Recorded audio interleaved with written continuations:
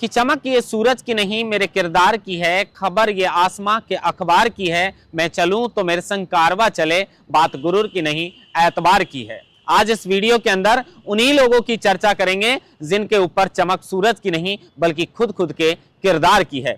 नरेश मीणा के समर्थक और समरावता गांव के लोगों ने नरेश भाई का समरावता ये लिखवाकर बोर्ड उसी जगह पर लगा दिया जहां पर यह पूरा थप्पड़ कांड हुआ था। जहां पर भी सचिन पायलट जाते हैं तो टोंक का नाम सबसे पहले आता है, क्योंकि सचिन पायलट टोंक से विधायक हैं। लेकिन अब टोंक का समरावता गांव नरेश मीणा के नाम से जाना जाएगा। रविंद्र सिंह भाटी, जिनको टीना डाबी ने एक दिन पहले बड़ा झटका दिया था, लेकिन आखिरकार रविंद्र सिंह भाटी परमिशन ले ही आए। जगह जरूर बदली है लेकिन रविंद्र सिंह भाटी इसमें जीत चुके हैं। और सिस्टम के अंदर एक मृत व्यक्ति कैसे कलेक्ट्री के अंदर पहुंच जाता है और पहुंचते ही हड़कंप मच जाता है, इस पर भी चर्चा करेंगे। नमस्कार, आप देख रहे हैं लोकमत हिंदी और मैं हूं आपके साथ महेंद्र बांसुटा। सबसे पहले चर्चा नरेश मीणा को लेकर करते हैं।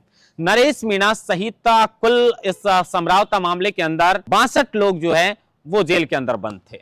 3 चरणों में सबसे पहले 4 नाबालिगों को जमानत मिली, तो कुल मिलाकर अब तक इस पूरे प्रकरण के अंदर 62 में से नरेश मीणा को छोड़कर 61 लोगों को जमानत मिल चुकी है। लेकिन नरेश मीणा अभी भी जेल की रोटियां तोड़ रहे हैं। 61 लोगों को जमानत मिलने का जो जश्न है वो नरेश मीणा के जो कार्यालय है उसमें मनाया गया, जिसके अंदर लोक गीत के साथ में उनके जो समर्थक हैं वो झूम रहे थे और खूब आतिशबाजी भी की।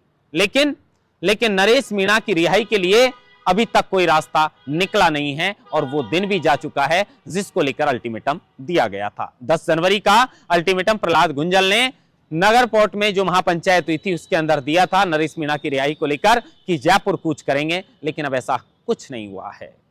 62 में से 61 लोग जो हैं वो रिहा हो चुके हैं और आतिशबाजी के साथ जश्न तो मनाया, लेकिन इसमें सबसे बड़ी बात निकल कर ये आ रही है कि जो गांव जो टोंक जिला सचिन पायलट के नाम से इसलिए जाना जाता था क्योंकि सचिन पायलट जहां पर भी जाते थे सब लोग टोंक को इसलिए जानते थे क्योंकि सचिन पायलट टोंक से विधायक थे।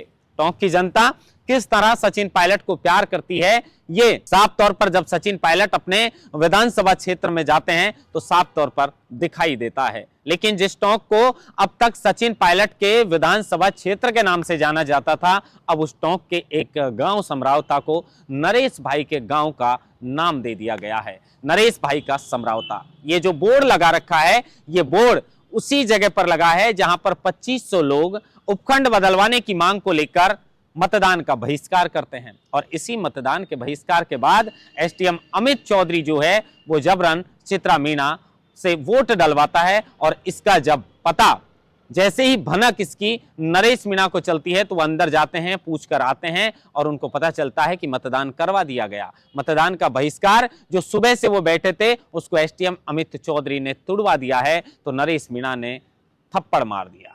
एक थप्पड़ की गूंज ऐसी उठी कि समरावता जल उठा। अब लोग कहते हैं कई ऐसी फोटो भी वायरल होती हैं। एक फोटो ऐसी है जिसके अंदर टोंक की कलेक्टर सौम्या झा हैं, एक टोंक के विकास सागवान जो एसपी हैं वो बैठे हैं और उन्हीं के साथ में टोंक सवाई माधोपुर के सांसद हरीश मीणा बैठे रहते हैं। अब कुछ लोग कहते हैं कि यही 3 लोग हैं जिन्होंने नरेश मीणा को इतना बड़ा विलन बना दिया है।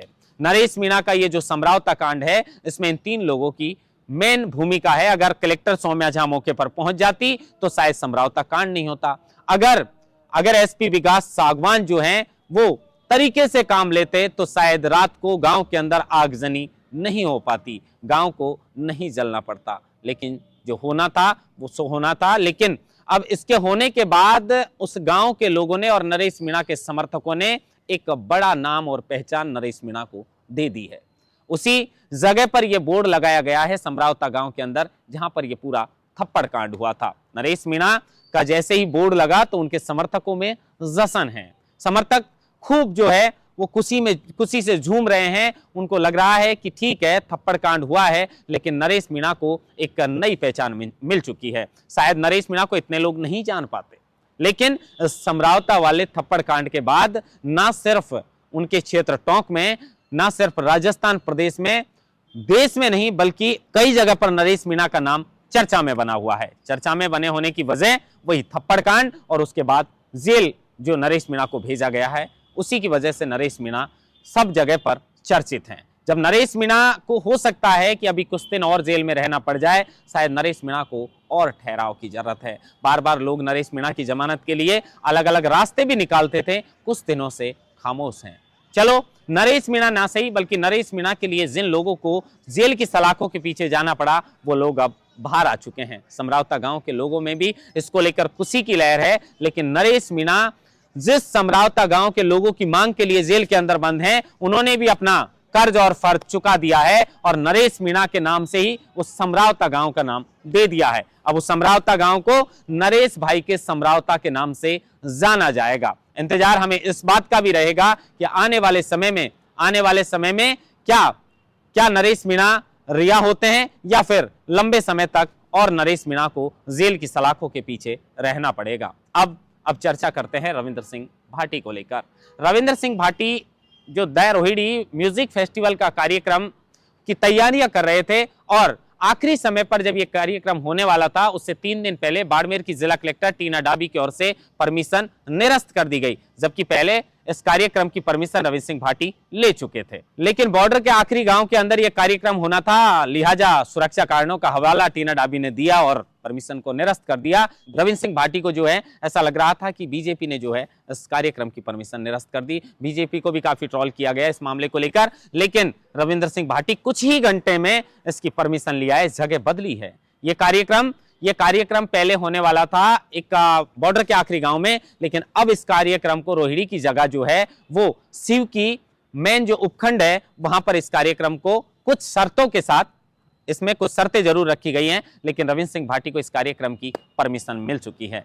पहले इस कार्यक्रम को कोई नहीं जान रहा था, सिर्फ जो लोग इससे जुड़े हुए थे वो सिर्फ जान रहे थे कि क्या है द रोहिणी म्यूजिक फेस्टिवल। हालांकि इस कार्यक्रम के अंदर लोकगीत, लोक कलाकार और संस्कृति को बढ़ावा देने के लिए और कुछ नए कलाकारों को मंच देने के लिए इस कार्यक्रम का आयोजन हो रहा था, लेकिन परमिशन जैसे ही निरस्त कर दी गई उसके बाद मायूसी छा गई थी। लेकिन भरोसा था लोगों को कि रविंद्र सिंह भाटी परमिशन तो लेकर आएंगे और रविंद्र सिंह भाटी का ये एक्स पर ट्रेंड भी चला और उसके कुछ ही घंटों बाद रविंद्र सिंह भाटी इसकी परमिशन लेकर आ गए। अब ये कार्यक्रम होगा और कार्यक्रम होने के बाद रविंद्र सिंह भाटी की भी हर जगह चर्चा है कि टीना डाबी ने तो परमिशन निरस्त कर दी थी, लेकिन रविंद्र सिंह भाटी इसकी परमिशन ले आए। अब रविंद्र सिंह भाटी के बाद लौटते हैं सिस्टम के ऊपर। आखिर सिस्टम के अंदर ऐसे कैसे होता है? एक व्यक्ति जो जिंदगी और मौत की जंग लड़ रहा है, ऑक्सीजन सिलेंडर पर जी रहा है और एक एक गिनकर सांस काट रहा है। बीमारी में इलाज के लिए पैसों की जरूरत है, क्योंकि सिलिकोसिस पीड़ितों को सरकार सहायता भी प्रदान करती है। लेकिन अब जिस व्यक्ति की हम बात कर रहे हैं उसका नाम है रामअवतार सैनी। दौसा जिले का यह मामला है। रामअवतार सैनी दर दर भटक रहा था, इसलिए भटक रहा था क्योंकि कागजों में उसे मृत घोषित कर दिया गया। अब मृत घोषित कर दिया था तो सरकार की तरफ से जो योजनाएं थी वो उनको नहीं मिल पा रही थी। अब रामअवतार सैनी की एक तो वैसे ही तबीयत इतनी खराब रहती है कि ऑक्सीजन पर वो दिन काट रहा है, और उसके बाद जब कागजों के अंदर मृत घोषित कर दिया तो सरकार की तरफ से जो फायदा मिलता है सिलिकोसिस पीड़ित को वो भी नहीं मिल पा रहा था।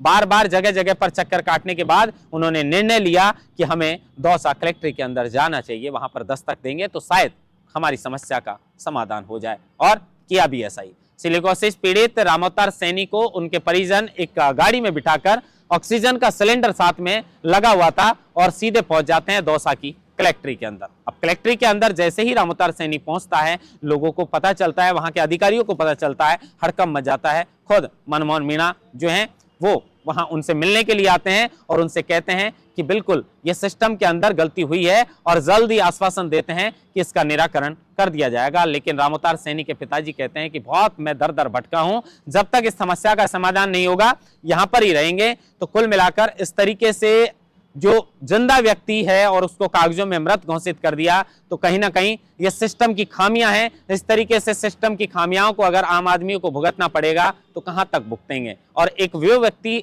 सिस्टम की खामियों को भुगतने के लिए मजबूर है जिस व्यक्ति की हालत वैसे ही खराब है। आप फोटो में देखेंगे किस तरह मां के साथ बैठा हुआ है ये जो सिलिकोसिस पीड़ित है, और एक एक सांस गिनकर काट रहा है। बार बार मैं इसलिए कह रहा हूं क्योंकि जिसके साथ बीतती है उसी को पता चलता है ये व्यक्ति कैसे जिंदा है, कितनी कितनी मुश्किलों का सामना करना पड़ रहा है, कितनी परेशानी में ये व्यक्ति होगा, क्योंकि सिलिकोसिस पीड़ित की जो हालत होती है सचमुच सांस लेने में बहुत कठिनाइयां होती हैं और इसी के लिए उनके ऑक्सीजन सिलेंडर हमेशा लगा रहता है। लेकिन अब उम्मीद है कि दौसा की कलेक्ट्री में दस्तक दी है और भरोसा मिला है वहां पर अधिकारियों के द्वारा, तो जल्द रामअवतार मीणा को जो कागजों में मृत घोषित किया है उसका कोई समाधान किया जाएगा। महेंद्र बांसुटाल, लोकमत हिंदी, जयपुर।